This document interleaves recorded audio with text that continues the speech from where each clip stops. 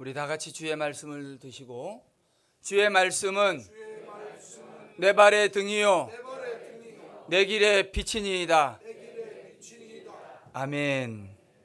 오늘 우리에게 주시는 하나님의 말씀은 사도행전 20장 22절에서 24절까지의 말씀입니다. 신약성경 223쪽입니다. 사도행전 20장 22절로 24절 말씀을 봉독해 드립니다. 보라, 이제 나는 성령에 매여 예루살렘으로 가는데 거기서 무슨 일을 당할는지 알지 못하노라. 오직 성령이 각 성에서 내게 증언하여 결박과 환난이 나를 기다린다 하시나, 나의 달려갈 길과 주 예수께 받은 사명, 곧 하나님의 은혜의 복음을 증언하는 일을 마치려 하면은 나의 생명조차 조금도 귀한 것으로 여기지 아니하노라. 아멘. 오늘은 사도행전 20장 22절에서 24절까지 말씀을 가지고 성령 강림 주일에 주시는 하나님의 말씀을 듣고자 합니다. 말씀의 제목은 무엇에 매여 사는가입니다. 무엇에 매여 사는가? 매여 있다 하는 이 말의 의미는 묶여 있다, 결박당하다라는 말입니다. 묶여 있다, 결박당한다, 이 말은 포로로 잡힌 상태를 이야기합니다. 근데 사실 이 정도 설명으로 이 매여 있다라는 말을 실감나게 이해할 수가 없습니다. 이 매여 있다는 말을 좀 더 실감나게 설명해 드리면 이런 겁니다. 어린 송아지들이 있습니다. 이 어린 송아지들은 일정한 시기가 되면 코를 뚫고 콧뚜레라고 하는 것을 끼웁니다. 콧뚜레를 끼우고 난 다음에 거기서 멈추는 것이 아니라 그 어린 송아지 머리 위에 굴레라고 하는 것을 씌워버립니다. 머리가 빠져나가지 못하도록 매듭을 지어서 꽉 조여놓는 겁니다. 이게 굴레입니다. 그리고 그 굴레에다가 콧뚜레를 단단히 결박을 시킵니다. 고정합니다. 마지막으로 이 콧뚜레와 둘레가 결박되어 있는 것을 곱비라고 하는 줄로 연결하여서 주인의 손에 붙들리게 되는 것입니다. 주인은 이 곱비를 잡고 소를 통제를 합니다. 이렇게 해서 이 송아지는 소의 일생을 시작하는 겁니다. 코가 뚫히고 머리를 꼼짝할 수 없도록 굴레를 뒤집어 쓰고, 그리고 그것들이 연결되어서 곱비로, 그리고 주인의 손에 붙들리게 되는 것입니다. 이렇게 자라난 송아지는 엄청난 크게 자라난 황소가 되어서도 다 늙어서 아무런 힘이 없는 노인의 손에 이끌려서 주인이 이끄는 대로 끌려갑니다. 소는 이 상태를 벗어나지 못한 채 평생을 그렇게 살아갑니다. 그것을 매여 있다라고 이야기합니다. 콧뚜레를 뚫히고 굴레를 뒤집어 쓰고 곱비에 잡혀서 평생을 사는 것, 이것이 매여 있는 겁니다. 아무리 천방지축으로 날뛰는 망아지라 할지라도요, 코가 뚫리고 둘레가 뒤집어 씌워지고 그리고 곱비를 통해서 주인의 손에 잡히면 그날로 끝입니다. 내 의지나 자유는 아무 소용이 없습니다. 모든 것이 오롯이 주인의 손에 달려 있습니다. 곱비를 잡은 주인이 밭으로 끌고 가면 밭으로 끌려가서 일을 해야 합니다. 힘들어서 좀 쉬고 싶어도 일해야 합니다. 이번엔 주인이 곱비를 잡고 여물통으로 끌고 가면 여물을 먹어야 합니다. 나는 배가 불러서 더 이상 먹고 싶지 않아도 여물통으로 끌고 가서 곱비로 그의 입을 여물통으로 밀어 넣으면 먹을 수밖에 없는 겁니다. 그렇게 평생을 살다가 그 고삐를 잡고 주인이 도살장으로 가면 그 도살장으로 가는 거예요. 내가 죽기 싫어도 죽어야 됩니다. 여러분, 이것이 매여 있는 거예요.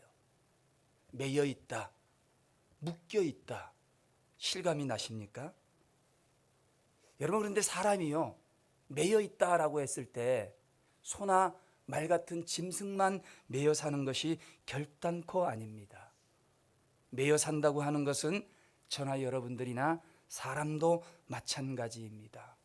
사람이 만물의 영장이라고 해서 대단할 것 같지만, 많은 사람을 호령하기도 하고 이리저리 부리기도 하고 권력을 가진 것 같기도 하지만, 그런 만물의 영장이라고 하지만 작은 것에 하나 매이기를 시작하면 나약하기 이를 데 없는 것이 바로 우리 인간들입니다.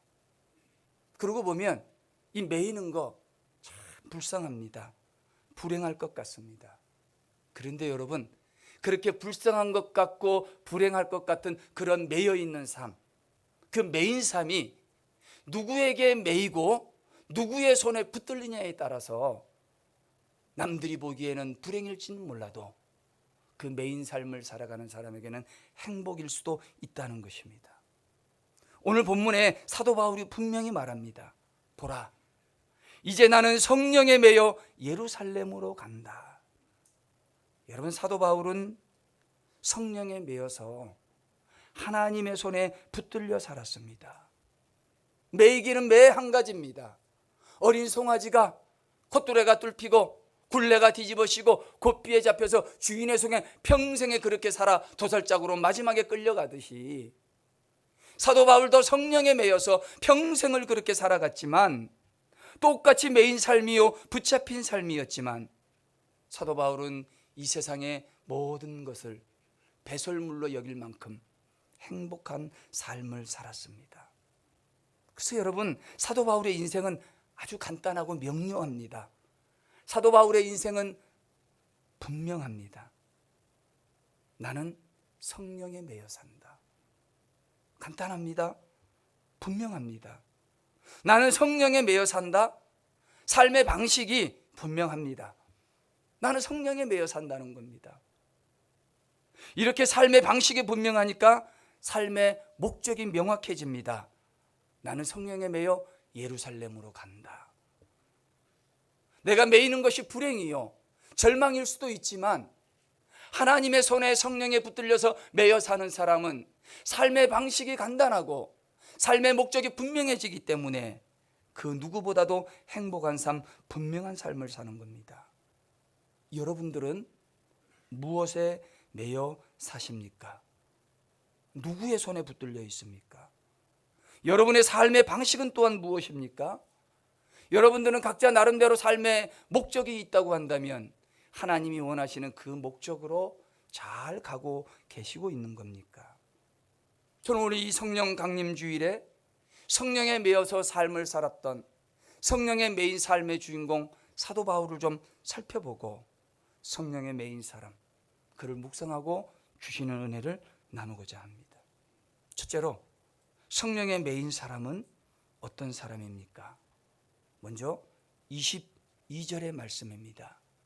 말씀해 보시면, 보라, 이제 나는 성령에 매여 예루살렘으로 가는데 거기서 무슨 일을 당할지 알지 못하노라 이야기합니다. 말씀해 보니까, 보라, 이제 나는 성령에 매여서 예루살렘으로 간다.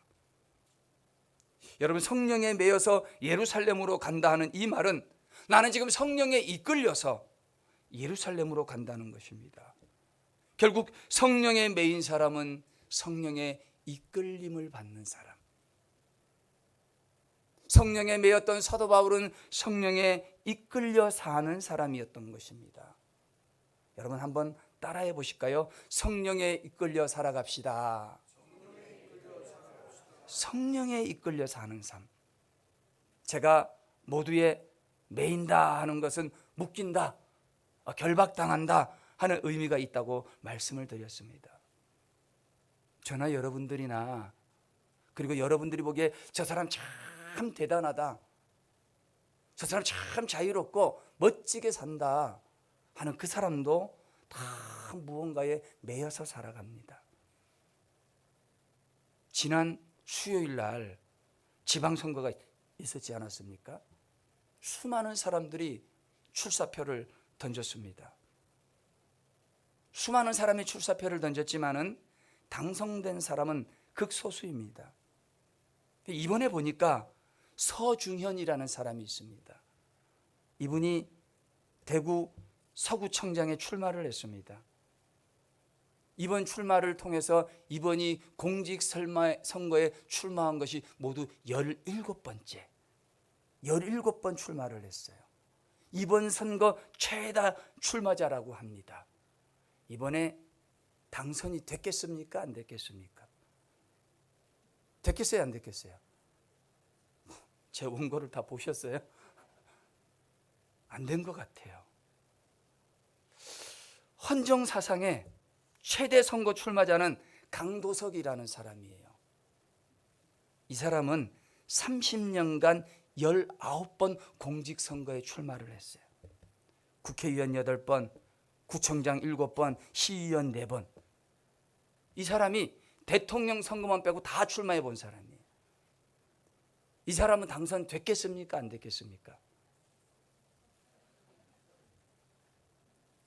한 20여 년 전에 시의원 한 번 딱 당선됐다가 국회의원 나간다고 몇 개월 해보지도 못하고 사표 냈다가 국회의원 또 떨어져가지고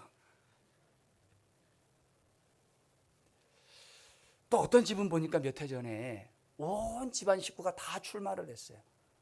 아버지는 시장, 엄마는 시의원, 딸은 비례대표.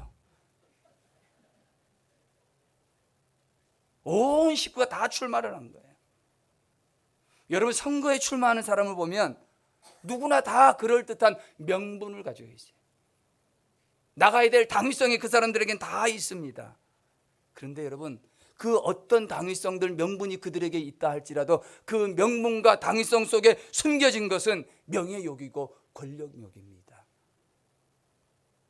30년간 19번, 평생에 17번. 여러분, 그것은 명예에 매인 사람이에요. 권력에 매인 겁니다.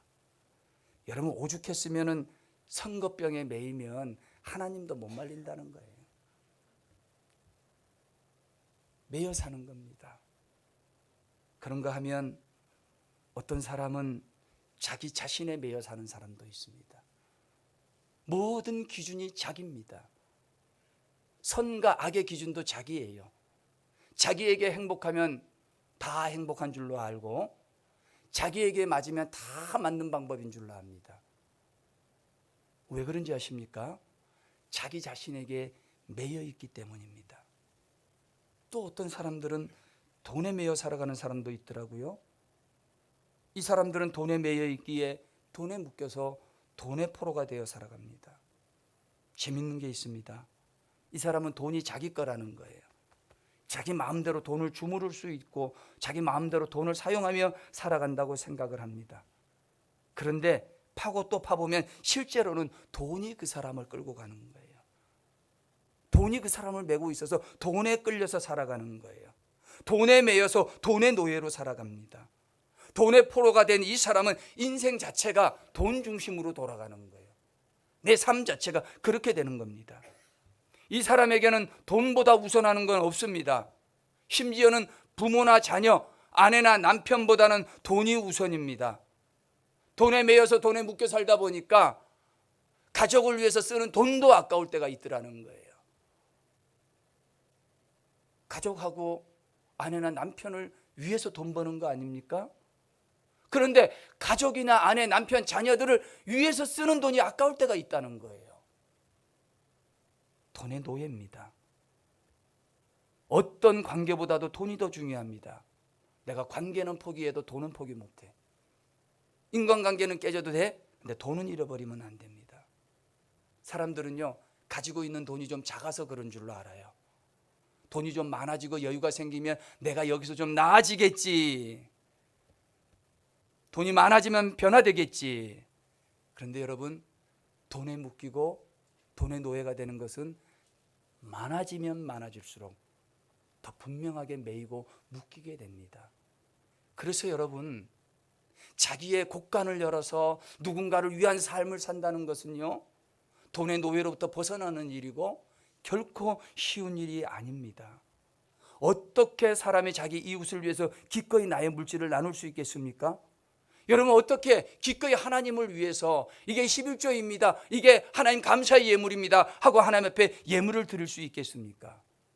돈에 묶인 사람은 결단코 그렇게 하지 못합니다. 평생의 돈의 노예로 살아가는 거예요. 제가 가만히 보니까 다 매여 있더라고요. 그 나는 뭐에 매여 있을까? 유목사는 뭐에 매여 있을까? 어떤 사람은 운동에 매여 있어서 운동을 해야 돼. 다리가 부러지고 어깨에 인대가 파열이 돼도 운동을 해야 돼. 그뿐입니까? 자녀에 매인 사람도 있습니다. 모든 중심이 자녀 중심으로 돌아가는 거예요. 나는 온데간데 없습니다. 어떤 사람은 술에 매여서 살아갑니다. 술이 없이는 살 수 없는 거예요. 어떤 사람은 도박에 매인 사람도 있습니다. 어떤 사람은 쾌락에 매인 사람도 있습니다. 언급을 안 했을 뿐이지 여러분도 무언가에 하나씩 다 매여서 그 매임 속에서 살아가고 있는 것입니다. 그런데 여러분, 우리가 왜 매여서 살아가겠습니까? 왜 많은 사람들이 무언가에 매인 채로 살아가는 것입니까? 우리는 그 해답을 마태복음 12장 43절에서 45절에 그 이유를 알 수 있습니다. 이 말씀에 보시면 마태복음 12장 43절에서 45절 말씀에 보면 더러운 귀신이 한 사람에게서 나옵니다. 더러운 귀신이 한 사람에게 나와서 자기가 쉴 만한 곳을 찾아다니는 거예요. 내가 어디서 쉴 만한가 여기저기 찾아다니는데 그런데 찾지를 못하는 겁니다. 이 귀신이 하는 말이 내가 나온 내 집으로 돌아가야 되겠다 말을 합니다. 그런데 그 귀신이 자기가 나왔던 그 집으로 돌아가 보니까 그 집이 청소되고 그 집이 소지되고 그 집이 수리되어져 있는 겁니다. 가장 큰 문제는 뭐냐면 그 집이 비어 있었던 것입니다. 그래서 이 귀신이 자기가 나왔던 그곳에 그 사람에게 더 악한 귀신 7을 데리고 함께 그곳으로 들어갔다는 거예요. 여러분, 이 말씀이 무슨 의미이겠습니까? 사람의 영혼에 제대로 된 주인이 없으면 더러운 귀신이 자기 마음대로 들어갔다 나갔다, 애들 말로 전빵 드나들듯이 들랑달랑 한다는 거예요.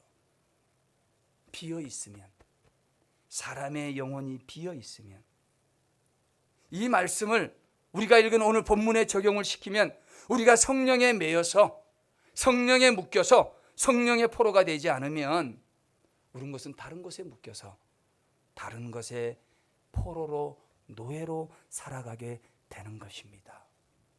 여러분, 이게 아주 중요한 것입니다. 잘 들으셔야 합니다. 저와 여러분이 성령에 매여 성령의 포로가 되지 않으면 권력의 명예에 매여서 권력의 노래요, 명예의 포로로 살아갑니다.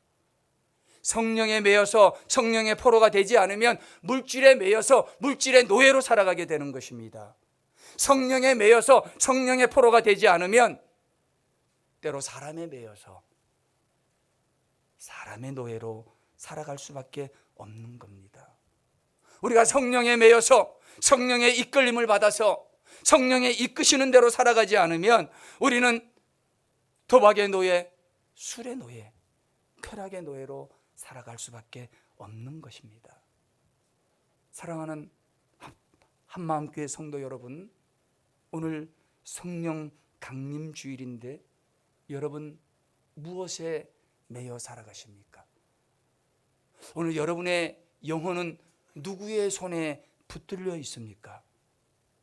저는 이 시간 간절히 바라기는 성령에 매여 성령의 포로가 되어서 성령께서 이끄시는 대로 살아가시는 저와 여러분 다 되시기를 주님의 이름으로 축원합니다. 이게 첫 번째입니다. 무엇에 매여 사는가? 성령에 매이지 않으면 다른 것에 매여서 다른 것의 노예가 될 수밖에 없다는 거예요. 둘째로 성령에 매인 사람은 어떤 사람이겠습니까? 23절의 말씀입니다.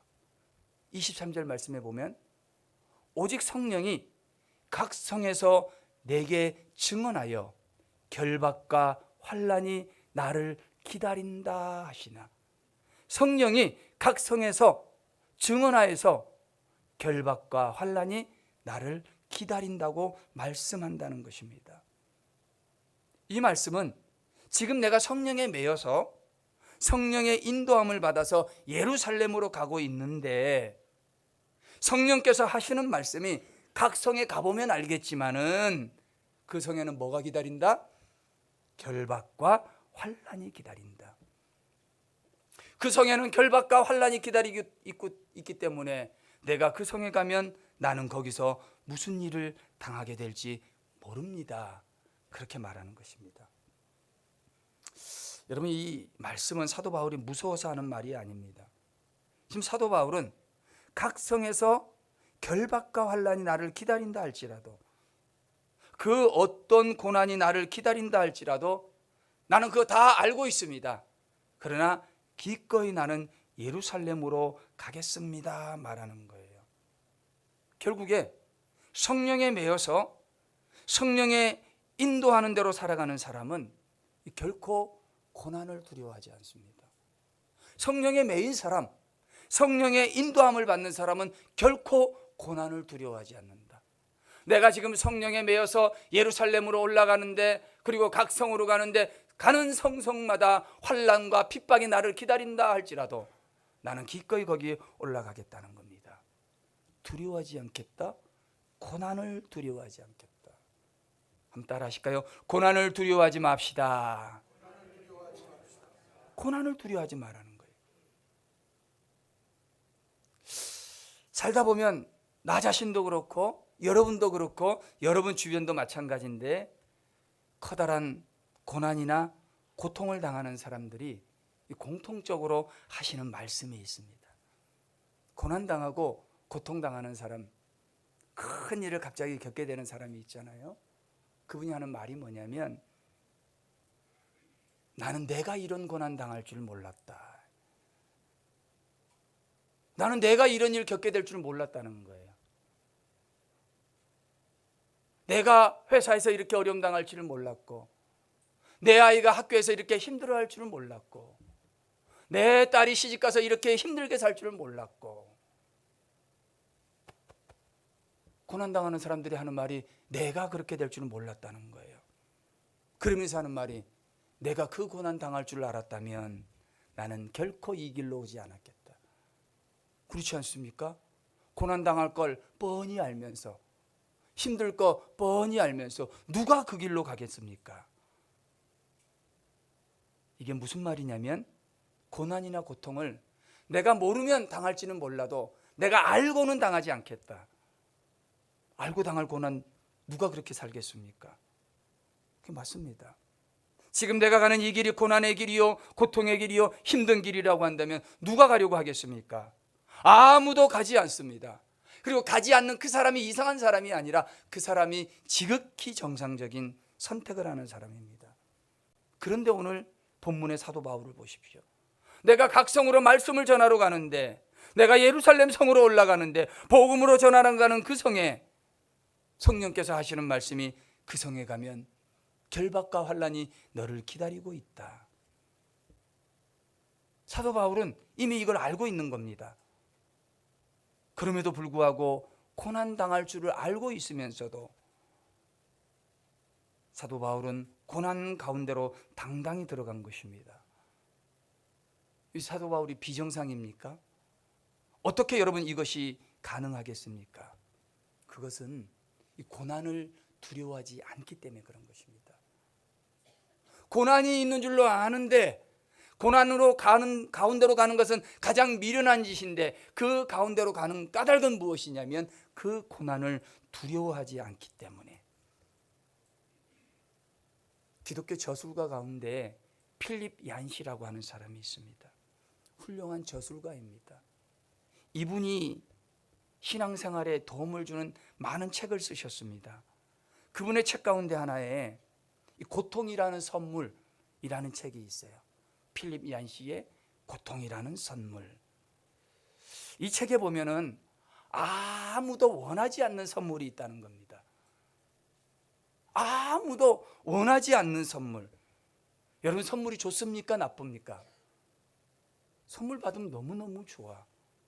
작은 거지만 행복하게 되는 거예요. 그게 선물입니다. 그런데 아무도 원하지 않는 선물이 있다. 결코 받고 싶지 않는 선물. 그것은 바로 고통이라는 선물이라는 거예요. 아무도 받고 싶지 않은 것이 고통인데 그 고통이 선물이 되는 까닭은 무엇이겠습니까? 잘 생각하고 들으세요. 아무도 원하지 않는 고통인데 그 원하지 않는 그 고통이 선물이 되는 까닭은 무엇이겠습니까? 고통을 통해서 주시는 유익이 있기 때문에. 여러분, 그래서 아무도 받고 싶지 않은 이 고통이라는 선물, 사도 바울은 그 선물을 받으러 가겠다는 것입니다. 이 세상 누구도 고통을 좋아하지 않습니다. 그런데 이 고통을 그리고 이 고난을 친구처럼 지낸 사람이 있습니다.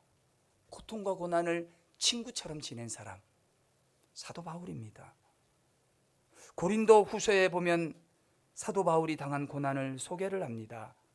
고린도 후서 1장 8절로 9절에 보니까 내가 심한 고난을 받았다. 그 고난을 받아서 나의 살 소망이 끊어지고 마음에는 사형 선고까지 받았다. 사도 바울이 받은 고난입니다. 고린도후서 11장 23절에 27절에 보면은 매도 수없이 맞고 여러 번 죽을 뻔했다.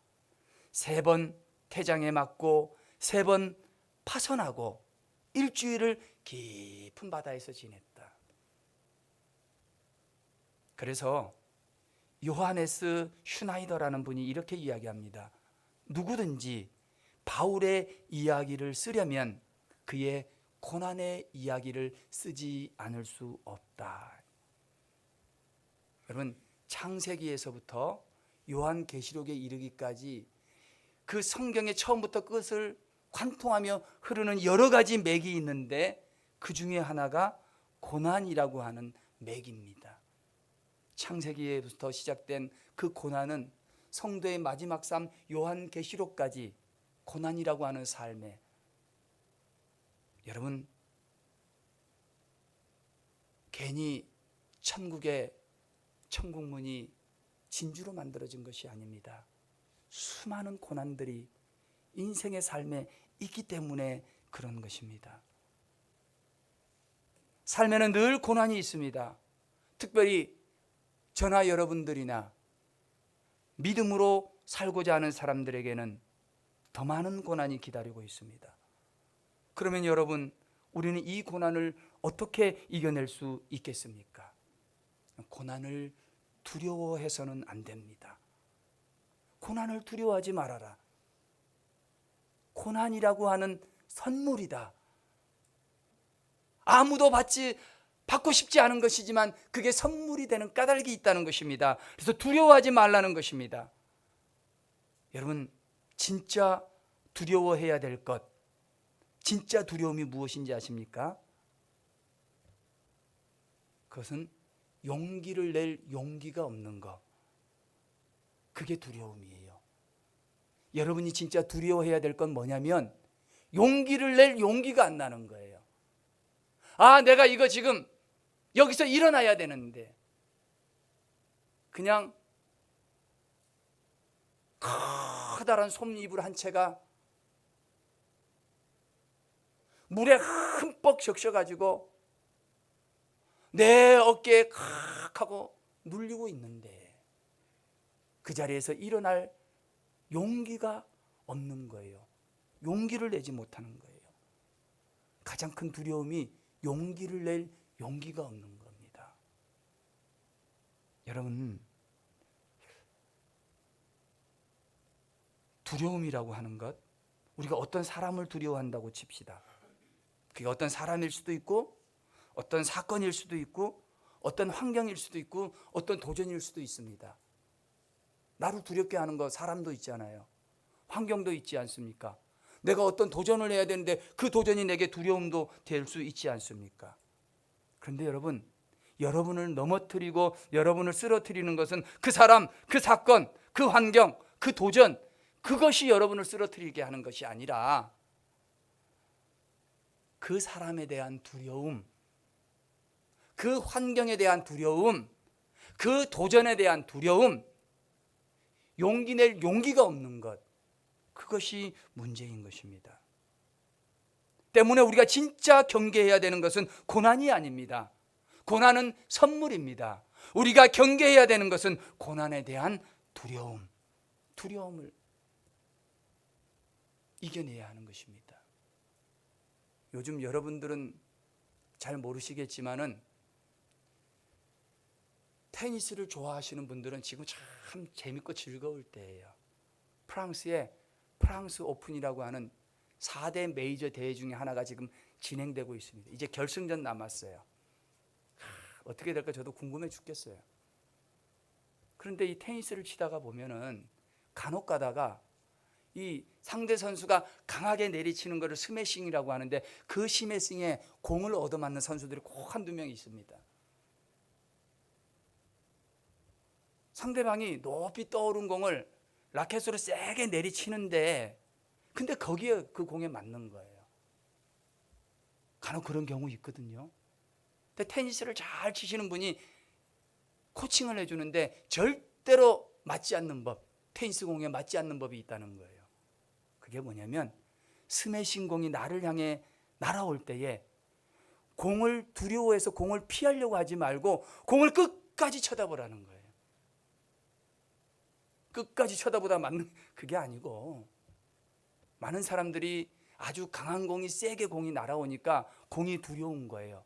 공에 안 맞으려고 눈을 돌리고 감고 돌아 숨는 겁니다. 그러면 어떻게 되는 거예요? 그럼 맞는 거예요. 상대방이 공 치기도 전에 공이 어디로 날아올지는 계산도 하지 않고, 이분이 하는 말씀이 공을 끝까지 봐라. 끝까지 보고 있다가 너한테 오면 그때 피하면 된다는 거예요. 근데 왜 그러는 것입니까? 공에 대한 두려움. 결국 고난이 문제가 아니라 고난에 대한 막연한 두려움, 그것이 문제인 거예요. 요한복음 14장에 보면 성령님의 별명 몇 가지가 나옵니다. 성령님의 다른 이름이 나와요. 요한복음 14장 17절에 보면 그는 진리의 영이라. 진리의 영이라. 이 성령의 별명이 또 다른 이름은 진리의 영이라는 겁니다. 또 다른 별명도 있습니다. 요한복음 14장 26절에 보면 보혜사 곧 아버지께서 내 이름으로 보내실 성령. 그러니까 이 성령님의 또 다른 이름은 보혜사라는 거예요. 근데 여러분, 이 보혜사가 무슨 의미입니까? 보혜사가 뭡니까? 한문까지 제가 일부러 한번 써봤어요. 더 이해하기 쉬우라고. 작아서 잘 안 보일 텐데.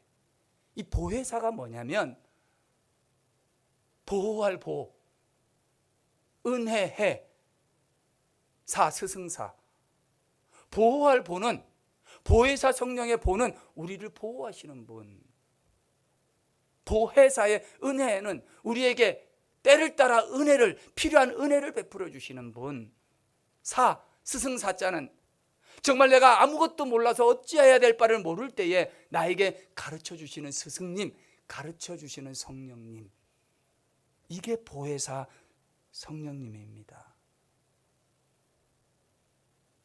나를 보호해 주시고 나에게 은혜를 베풀어 주시고 나에게 가르쳐 주시는 분. 여러분 왜 두려워하십니까? 나를 보호해 주시는 성령님이 계시는데. 여러분 왜 염려하십니까? 내게 필요한 은혜를 베푸시는 성령님이 계시는데. 여러분 왜 걱정하십니까? 나를 가르쳐 주시는 성령님이 나와 동행해 주시는데. 그게 보혜사입니다. 저는 이 시간 간절히 바라기는 여러분의 두려움, 여러분의 염려, 여러분의 걱정을 다 버리시기를 보혜사 성령님의 이름으로 축원합니다. 이게 보혜사 성령님이에요. 사도 바울이 위대한 선교사요 전도자가 될 수 있었던 것은 이 고난에 대한 두려움, 성령님, 보혜사 성령님을 믿고 있었기 때문에, 그 성령님에 매여서 살아갔기 때문에, 저는 이 시간 간절히 바라기는 보혜사 성령님, 여러분을 위기로부터 보호해 주시고 필요할 때 은혜를 베풀어 주시며 알지 못할 때 깨닫게 하시는 그 보혜사 성령님의 매이고 묶이는 저와 여러분 되셔서 두려움을 이겨나가게 되시기를 주님의 이름으로 축원합니다. 마지막 세 번째입니다. 성령의 매인 사람은 어떤 사람입니까? 24절 말씀. 내가 달려갈 길과 주 예수께 받은 사명, 곧 하나님의 은혜의 복음을 증언하는 일을 마치려 하면은 나의 생명조차 조금도 귀한 것으로 여기지 아니하노라. 아멘. 말씀해 보니까 주 예수께 받은 사명, 그 사명을 이루려 하면은 나의 생명을 조금도 귀한 것으로 여기지 않는다.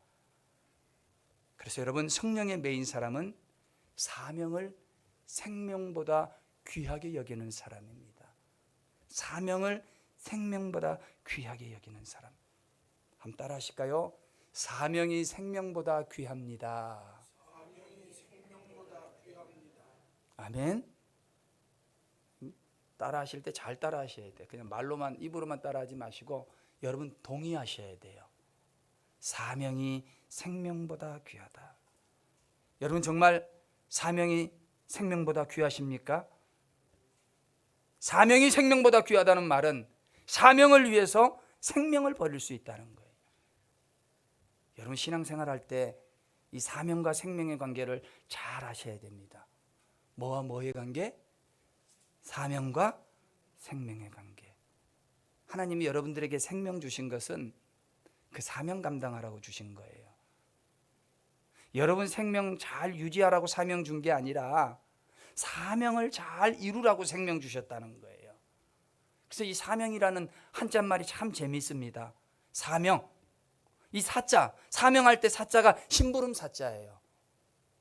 심부름 사자. 명, 목숨명, 생명명자예요. 그러니까 사명은 뭐예요? 한문을 풀어서 쓰면 심부름하는 생명. 또 가르쳐줘야지, 말씀을 안 하시니까. 사명이라고 하는 말을 한문으로 하면 심부름 사자의 생명명자예요. 그러면 사명은 뭡니까? 심부름하는 생명. 심부름하는 생명. 여러분, 여러분의 생명은 심부름하는 생명이에요.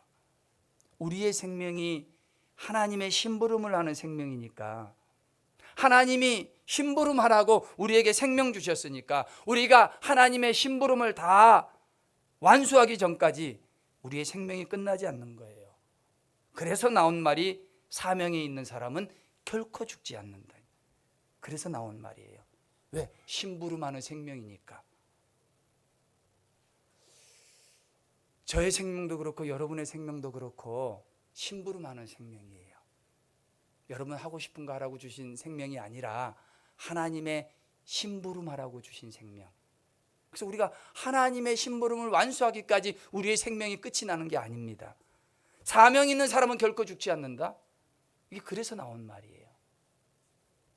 아프리카의 선교사였던 리빙스턴이라는 사람이 있습니다. 이 사람이 아프리카로 선교사로 갔는데 독사에 물린 거예요. 아무리 봐도 날 기미가 보이지 않으니까 주변에 있는 사람이 이야기합니다. 리빙스턴 선교사님, 당신 이제 여기 있다가 죽으니까 지금 가야 되겠습니다. 본국으로 돌아가서 치료받아야 되겠습니다. 그게 더 낫겠습니다. 그런데 리빙스턴이 뭐라고 이야기하는지 아십니까? 사명이 있는 사람은 죽지 않습니다.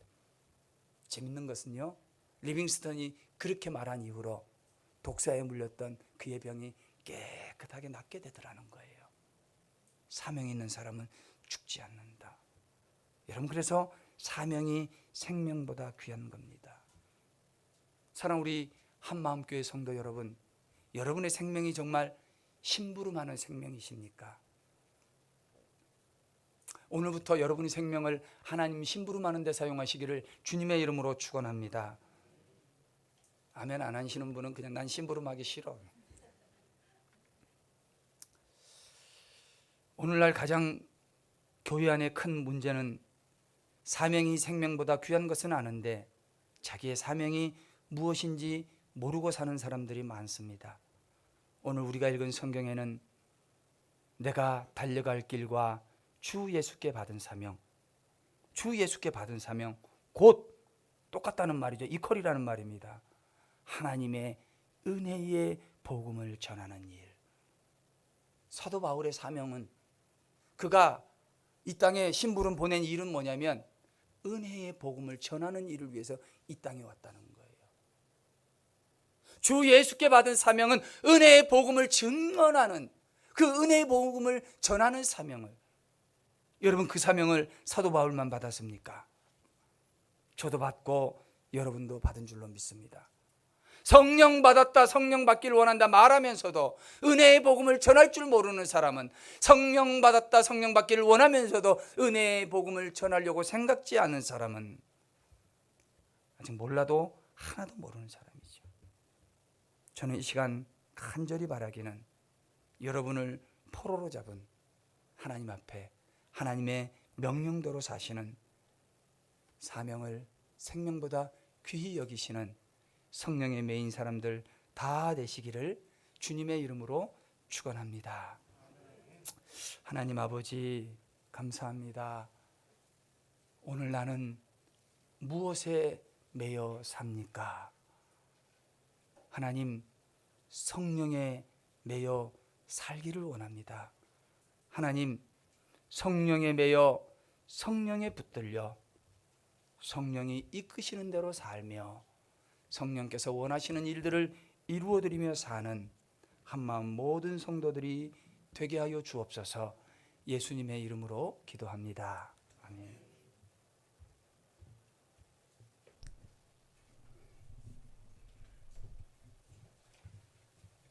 찬송가 143장 부르시면서 성찬에 임하도록 하겠습니다.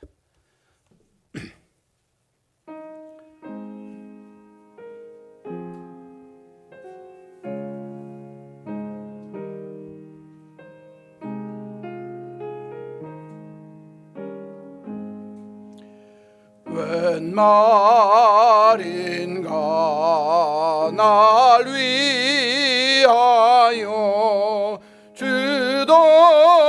돌아가셨나. 이 벌레가 그날 위해 은혜 받으셨나. 내 지은 죄 다 지시고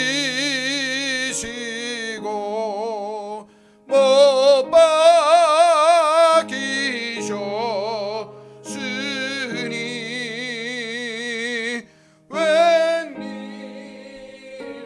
웬일인가 웬 은혜인가 그 살아 그셔라. 주 십자가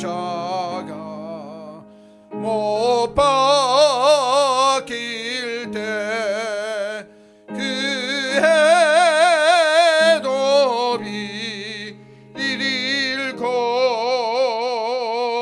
그 밝은 빛 가리워서 캄캄게 돼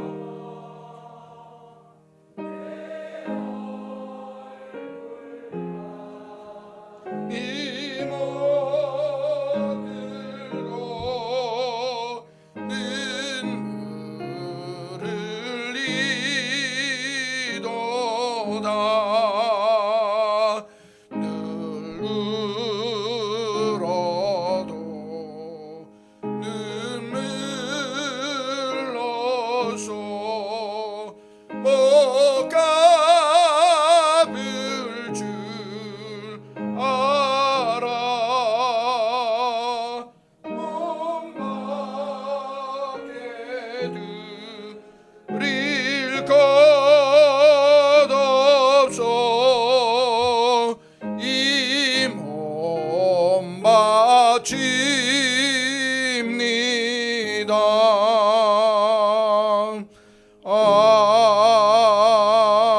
아멘.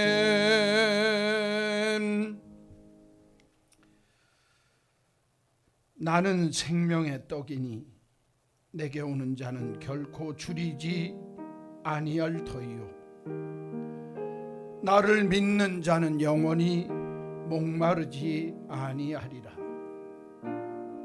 나는 하늘에서 내려온 살아있는 떡이니 사람이 이 떡을 먹으면 영생하리라. 내가 줄 떡은 곧 세상이 생명을 위한 내 살이니라.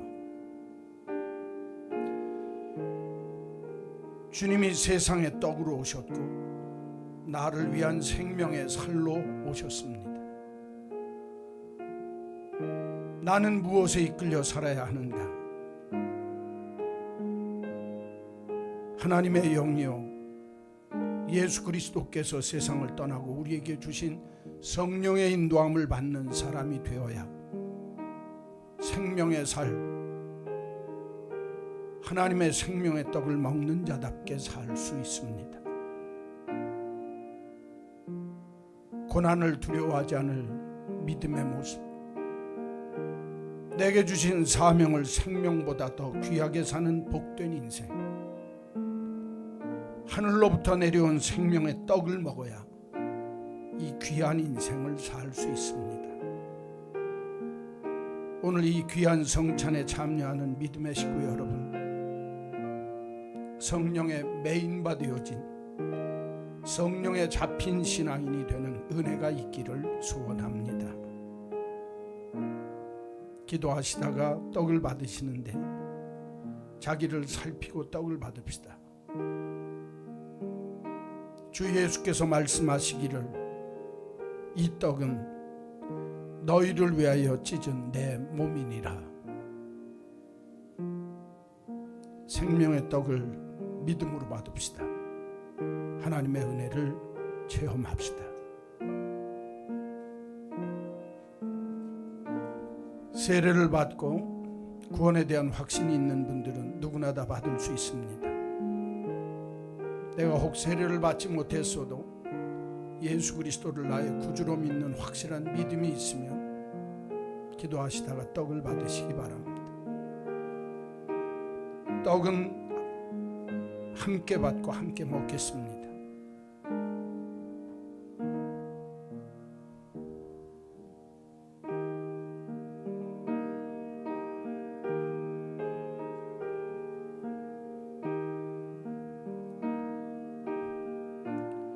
나는 누구에게 매여 사십니까? 나는 무엇에 매여 사십니까?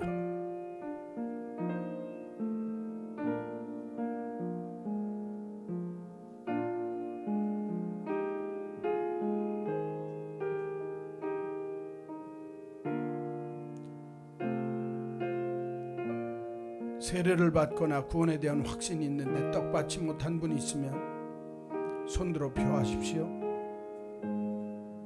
안 계십니까?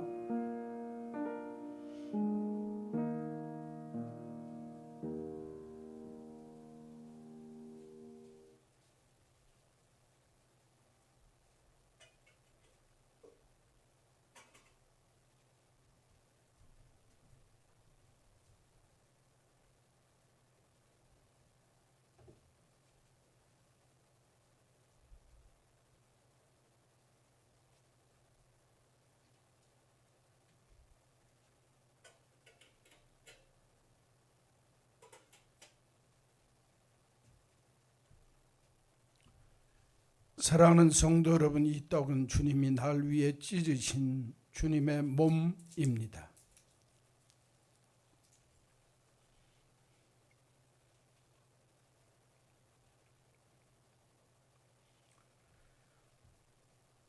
또 식후에 주님이 잔을 가지시고 말씀하셨습니다. 이 잔은 너희를 위하여 흘린 내 피니라. 주의 보혈의 피를 어떻게 마셔야 할지 깊이 묵상하시며 잔을 받으시기 바랍니다.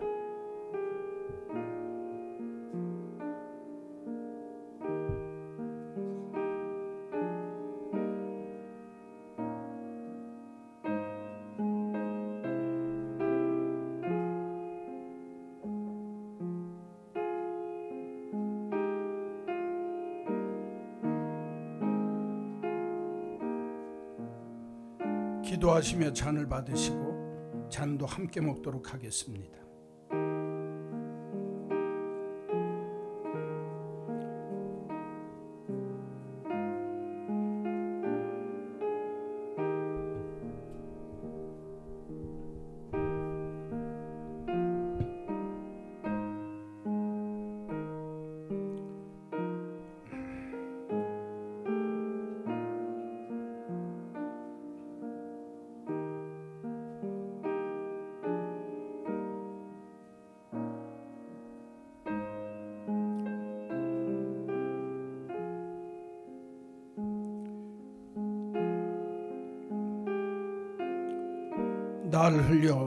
날 위해 피 흘려 돌아가신 주님이 오늘도 나의 곁에 서셔서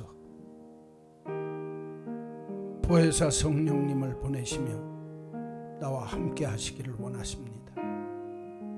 내가 보호하리라, 내가 은혜를 베풀리라, 내가 너를 인도해주고 가르쳐주리라. 인생 속에 무엇이 두렵습니까? 예수 그리스도의 보혈을 내 마음을 적시고 내 영혼을 적시는 은혜로 받아들일 줄 알아야 합니다. 떡을 받으셨는데 잔 받지 못한 분 있으면 손들어 표하십시오. 안 계십니까?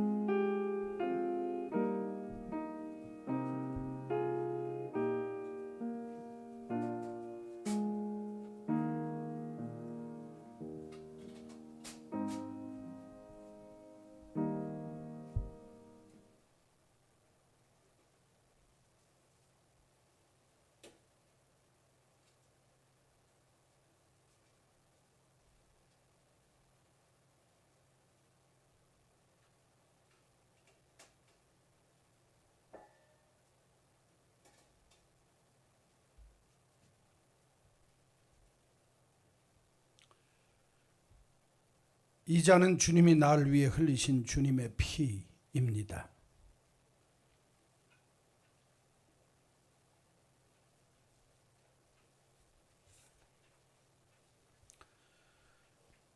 거룩하신 주님, 주의 전에 나올 때마다 주의 떡과 잔을 받아야 할 우리들이 세상 자리에 있어 세상과 짝하며 땅 위의 것을 두려워하며 인생 살았던 부끄러운 모습이 우리의 모습인 것을 고백합니다. 이 시간 주의 떡과 잔을 받은 자마다 예수 생명의 떡됨을 알게 하시고 예수 내 생명의 잔됨을 분명히 알아. 사람에 이끌리고 세상에 이끌리는 인생이 아니라 성령의 이끌림을 받아 살게 하시고 용기를 낼 줄 모르는 용기 없는 신앙인으로 세상 모든 두려움에 붙잡힌 바 되어진 어리석은 인생 살지 않게 하여 주옵소서. 오직 주님이 나의 생명 되심을 믿고 하나님의 심부름 그노소의 내 사명을 잘 감당하는 가운데 은혜의 사람, 사명의 사람으로 우리의 삶을 복되게 살게 하여 주옵소서. 하나님, 코로나 때문에 저희들이 너무너무 위축된 삶을 살았습니다. 이제 예수 생명 가지고 그 생명 전하며 세상에 그리스도를 선포하며 살 수 있는 자랑스러운 그리스도인들이 되게 하여 주옵소서. 예수님의 이름으로 기도하옵나이다. 아멘. 찬송가 213장 부르시면서 봉헌하겠습니다.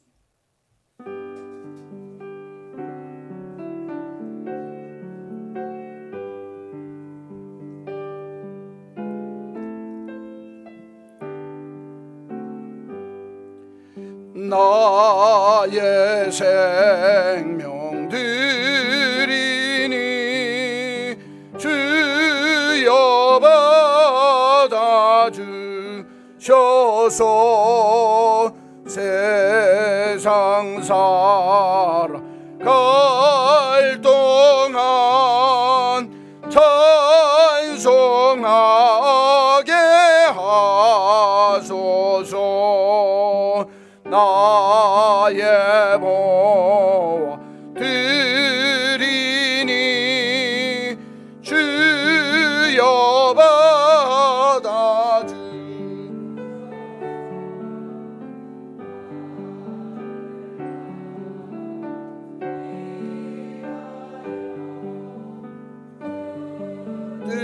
뜻대로 쓰소서.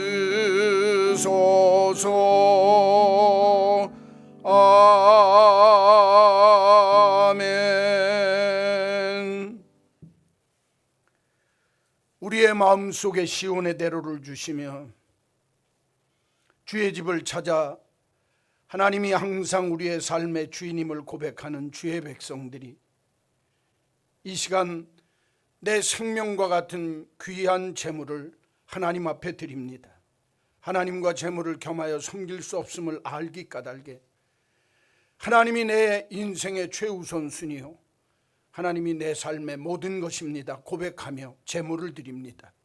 정직한 11조, 찾아서 드리는 감사의 예물, 정성 다하는 주일헌금을 기쁨으로 주께 드리온즉 우리 인생에 눈물 골짜기가 있을 때라도 그곳에 많은 샘물이 터지게 하시고 이른 비가 큰 복이 되는 역사가 있게 하여 주옵소서.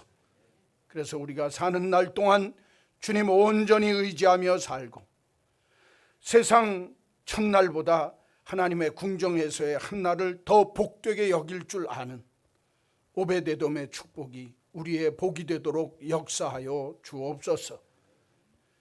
이 한 주간도 성령의 인도함과 이끌림을 받아 살게 하시고 세상 고난을 두려워하지 않게 하시며 하나님이 내게 주시는 삶의 용기를 가지고 생명보다 귀한 사명을 위한 사명자의 삶이 우리들의 삶의 모습이 되도록 복내려 주옵소서. 내가 나를 사랑한즉 내가 너를 건지고 네가 내 이름을 안즉 내가 너를 높이리라. 약속하신 이 약속을 이룸받는 복된 한 주간 되게 하여 주옵소서. 예수님의 이름으로 기도하옵나이다. 아멘. 구주 예수 그리스도의 크신 은혜와 하나님 아버지의 놀라우신 사랑하심과 성령님의 역사 교통하심이 내가 성령의 메인 바 되고 잡힌 바 되어 세상 고난을 두려워하지 아니하며 내게 주신 사명을 꼭 이루어 하나님께 온전한 영광 돌리는 복 있는 인생 되기를 소원하는 한마음 온 믿음의 식구들 머리머리 위에 이제로 영원히 있을지어다. 아멘.